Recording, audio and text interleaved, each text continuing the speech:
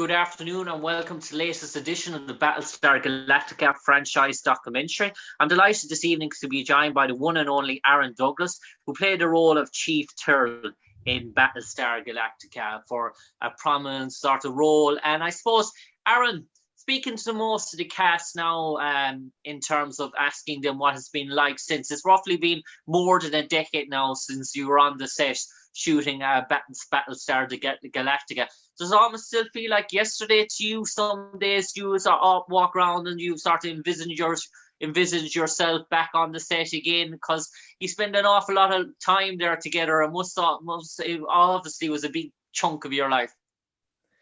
In some ways, it feels like yesterday. In other ways, it feels like an entire life ago. The wonderful thing about it, though, is the cast. I don't experience this with any other show I've done. We are genuinely one big happy family, and we love each other. I text with half a dozen of them every day, literally every day. We're sending jokes, we're supporting each other, we're being funny, we're talking about recipes. I'm eating this right now. I'm going for a walk. Here's my dog. They are just extraordinarily wonderful people. I am so blessed to have them in my life and to have had the time with them on set. And a lot of them, I had very little experience with them on set because their characters just didn't interact with my character. But post Battlestar, I've become closer friends with them than when we were actually filming. So it's sort of a strange dynamic, but truly a wonderful one. Do I miss it? Absolutely. That was it was an incredible show, and if they gave me the opportunity to go back and do some more, I would in a heartbeat. And I suppose, Aaron, one thing struck me so far in terms of speaking to the cast is some people were selected and hunted out for sort of roles. Others tried out for different roles, didn't get those roles, and obviously got other sort of roles. Grace Park actually told me she went for the role of Starbuck, and she actually didn't get it, and then she got the role of Boomer, while Eddie Olmos was the number one sort of guy. They wanted him instead of Harrison Ford and other sort of people that were hunting for the show. Eddie was their first sort of choice. So in terms of you, did you try out for other roles, or do you only audition for the Chief Tyrol role, or was the directors or producers had you in mind for a particular sort of role? Were you sort of scouted out for the Chief Tyrol sort of role? I was at the time when Battlestar was being cast, I was a reader for the casting directors that were casting it. So when people would come in and audition, I would be the guy standing beside the camera, reading the other side of the scene. And I got the opportunity to audition for the show, and I auditioned for Apollo, which is fantastic that I didn't get, because Jamie Vanberg does it far better than I ever could. And he's hunky and he's handsome and he's all those things. And I didn't get that, obviously. And then I had a callback for the role of Gaeta, which is great that I didn't get, because Alessandro did that much better than I ever could, with all the tech talk and the singing and just the fabulous actor. And then it came down to there wasn't anything for me until David Icke and Michael Reimer were sitting in a room, and one of them said to the other, you got a lot of old guys on this show. And the chief was supposed to be was written the same age as Colonel Ty. Okay. And the thought was, there's too many old guys, so why don't we make the chief a little bit younger? And David Icke said, well, how about Douglas for this chief character? And they all went, yeah, okay. And that was it. So I got the chief. So it's a sort of long-winded sort of story, Aaron, for you in terms of Battlestar Galactica. And I suppose you probably, in terms of casting, you had a sort of a fair idea of the sort of project. But when you arrived the first day on set, what was it like meeting Mary McDonald and Paul Hogan and Eddie Olmos to sort of I say this, the father, the mother, the father figures of the show, all three actors with great CVs and resumes, and all of you, the rest of you then were young, sort of upcoming sort of a cast in terms of what you had done at that stage in your careers. Young would be the perfect way to describe it. Young to the point that I had no idea what I was doing or who these people were in terms of just how grandiose they were. And so for me, it was, I didn't understand the scale of it. So I didn't act like it. I just like, okay, I'm just here. I'm on another show. It wasn't until we started really getting into the show that I realized, like, holy shit, this is actually a thing. But I'll never forget, Eddie grabbed all of the cast one day and we all went into his trailer, and he said that we will never do anything like this again in our lives. So cherish it, remember it. Hopefully this goes for a really long time, because this is a great show. It's an important show. For those of us who were new and had no idea what we were getting into, he just really wanted to hit the point that this was a big deal and you needed to treat it as such. And that was an interesting moment at the time that I didn't really take in. But afterwards, looking back now, I realized that he was absolutely right. And I suppose, Aaron, in terms of your character, the Chief, from what you read in the script, first of all, and for what it was sort of produced and laid out to you, did you think basically starting off that you were going to be a sort of a bit part player working on sort of airplanes for the pilot with a few lines here and there, a sort of recurring role? Because you definitely blossomed into a real prominent character. Did you know from the onset that, whoa, they're going to take this character and really run with him? My understanding from the outset was that the Chief was supposed to be just a minor character.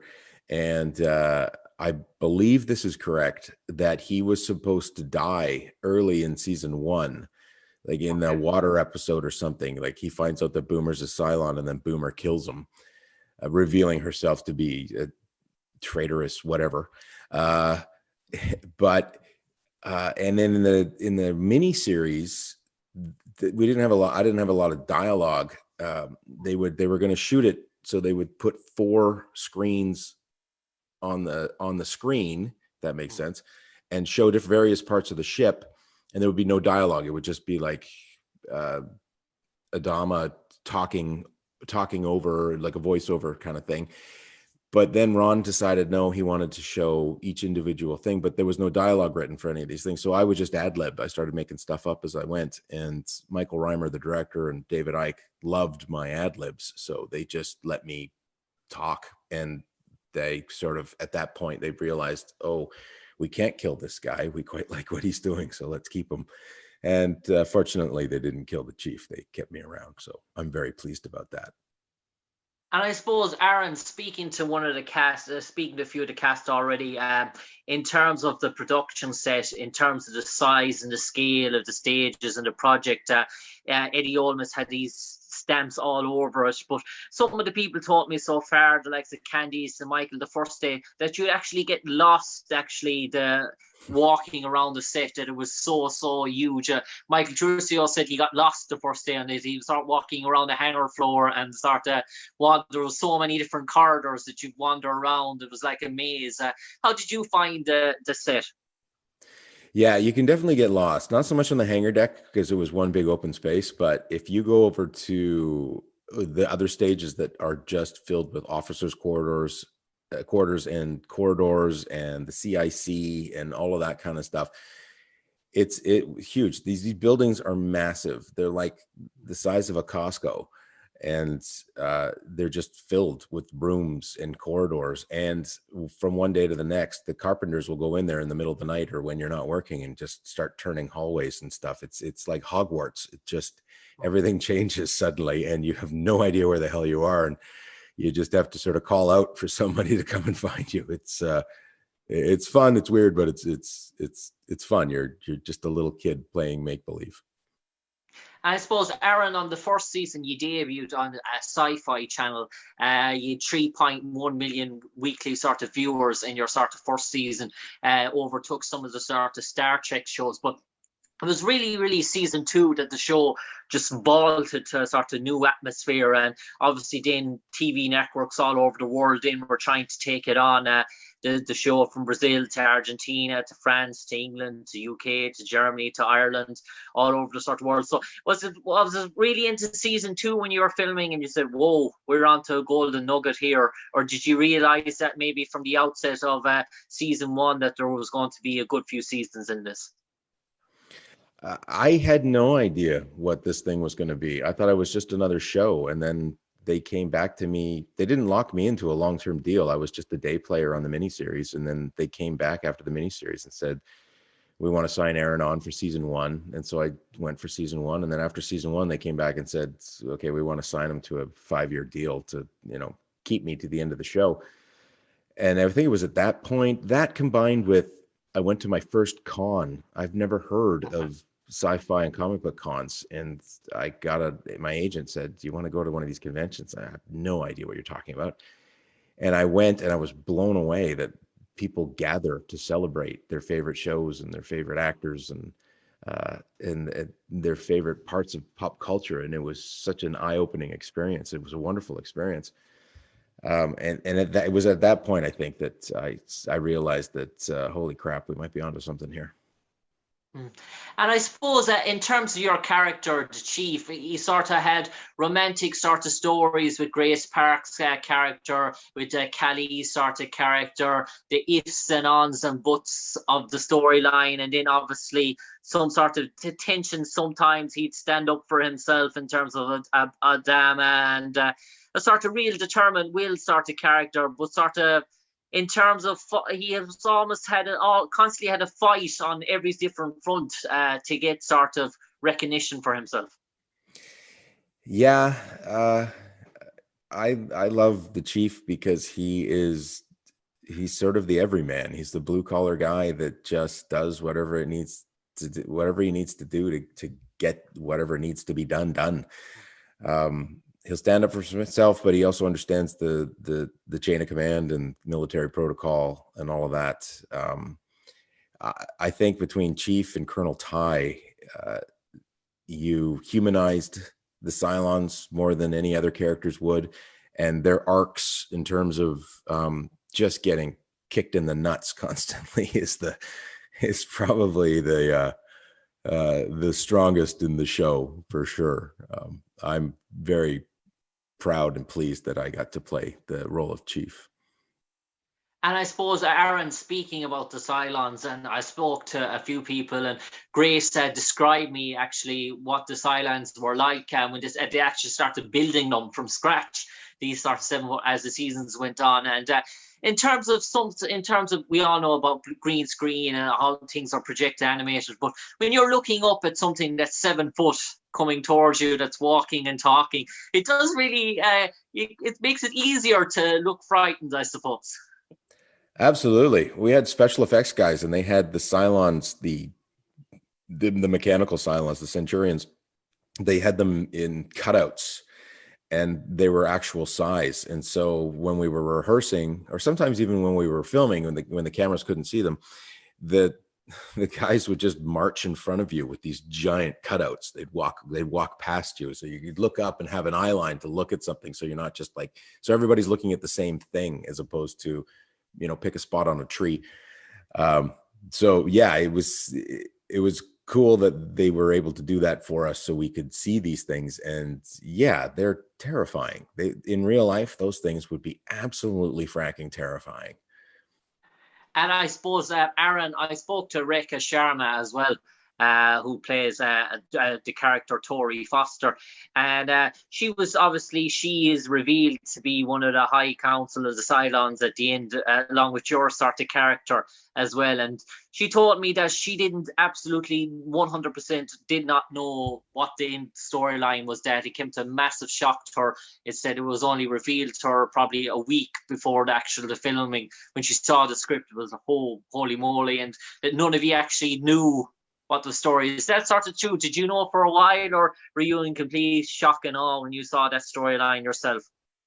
I did not know. Nobody knew. the writers were sort of, Ron Moore had an idea of what the show was going to be from the beginning and the end, and it was the middle bits that he didn't quite figure out. They made it up as they went along, which is true of every TV show.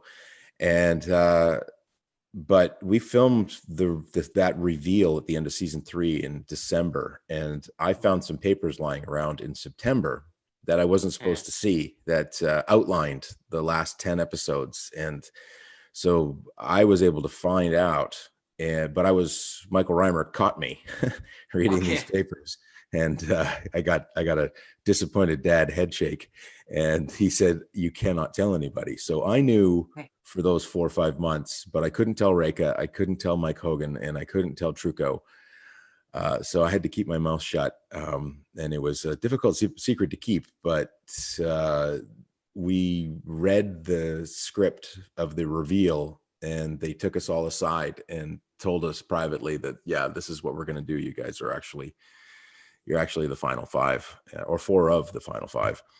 And then we all got together, and they were mad at me because I knew and I didn't tell them, but that's a different story. And hello, Reka. I love you, Reka.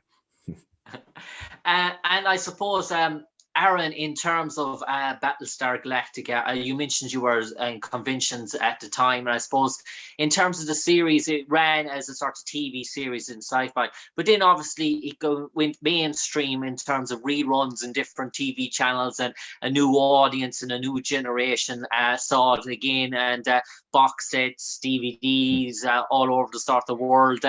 Do you still sort of get messages today, emails, tweets from people hitting you up about the Chief Tyrol character, wanting to know, is there going to be another Battlestar? Are you coming back? Or are you sort of constantly recognized in terms of your work in that sort of project? Or are you lucky enough that you're known in other roles as well? Or does people still sort of familiarize yourself with Chief Tyrol?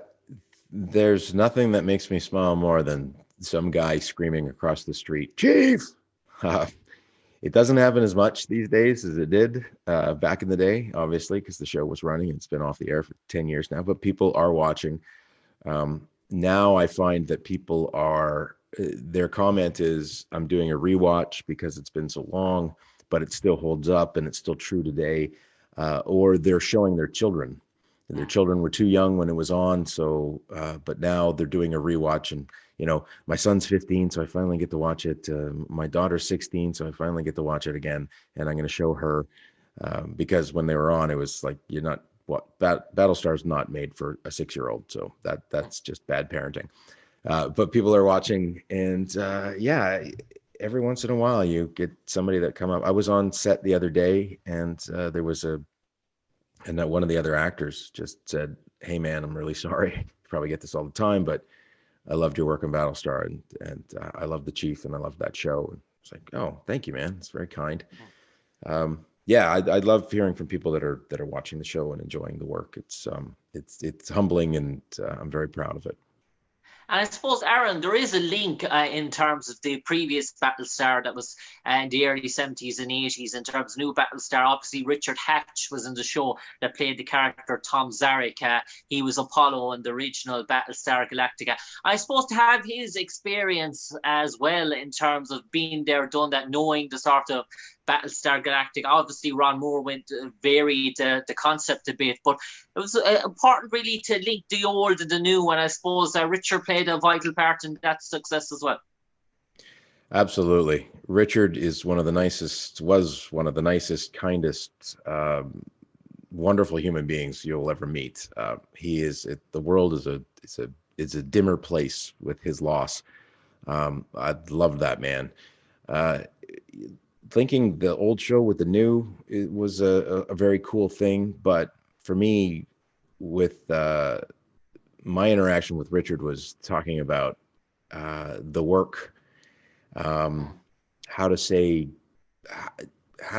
be good to the fans, how to be appreciative of what you have and what you're doing. I have so many stories about him being at a con and just watching him interact with people and making the person that he's talking to feel like the most important person in the world. He was a wonderful, wonderful human being. And I learned a lot of on-set, off-set life lessons from that really tremendous human being. And I suppose that, Aaron, the last sort of question now before I let you go, in terms of your, probably the hardest question I'd ask you, in terms of your own character, Chief Tyrol, if there was a Battlestar Galactica sort of dictionary, and they put the character Chief Tyrol in the dictionary, and they left 2 blank sentences underneath, and they asked you to write those 2 sentences, Aaron Douglas, having portrayed Chief Tyrol, what would you like those 2 sentences to read? Wow. What a fascinating question. What would I say about the chief? Something along the lines of, like all of us, he was a flawed man with a good heart, and he tried to do the right thing.